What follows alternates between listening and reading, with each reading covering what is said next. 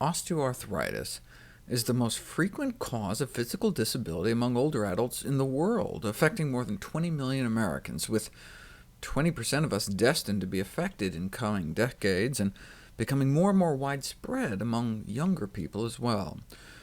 Osteoarthritis is characterized by loss of cartilage in the joint. We used to think it was just mechanical wear and tear, but is now generally accepted as an active joint disease with a prominent inflammatory component, as evidenced by, for example, significantly higher production of inflammatory prostaglandins from tissue samples obtained from the knees of people suffering from the disease.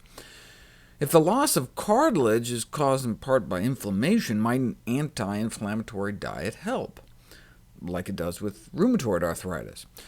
Using optimal nutrition and exercise as the first-line intervention in the management of chronic osteoarthritis could well constitute the best medical practice. Where's the best science on what optimal nutrition might look like?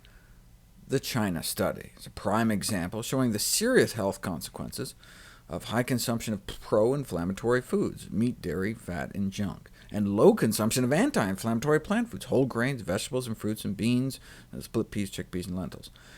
The unnatural Western diet contributes to low-grade systemic inflammation and oxidative tissue stress and irritation, placing the immune system in an overactive state, a common denominator of conditions such as arthritis.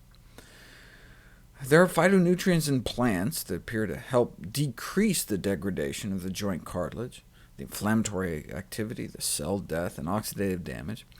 This is based largely on in vitro studies, suggesting protective benefits of soy, and pomegranates, and citrus, and grapes, and green tea, and the curry powder spice turmeric.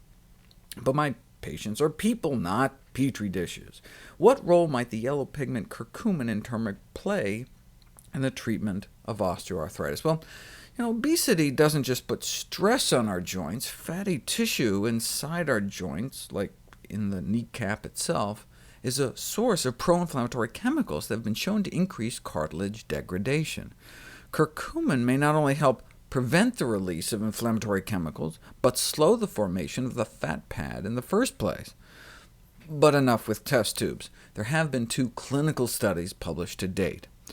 The latest took 50 patients suffering from moderate to mild knee osteoarthritis, and gave them either the best available medical treatment, which included control with anti-inflammatory drugs and painkillers, or the best available treatment along with some proprietary curcumin supplement.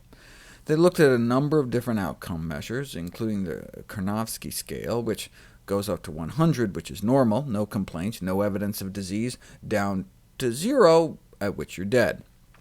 The group with the added curcumin did significantly better, and were able to double their walking distance. This is the best medicine it had to offer, so Mother Nature made a counteroffer. The curcumin group was able to significantly decrease their drug use, significantly fewer side effects, less swelling, hospitalizations, and other treatments. But it doesn't have to be some fancy proprietary formula. Here's the other study: the efficacy of turmeric extracts in patients with knee osteoarthritis.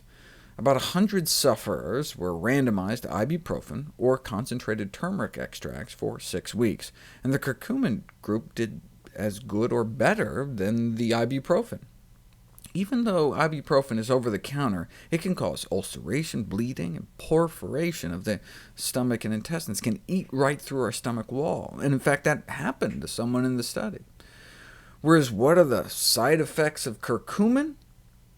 Potentially protecting against a long list of diseases.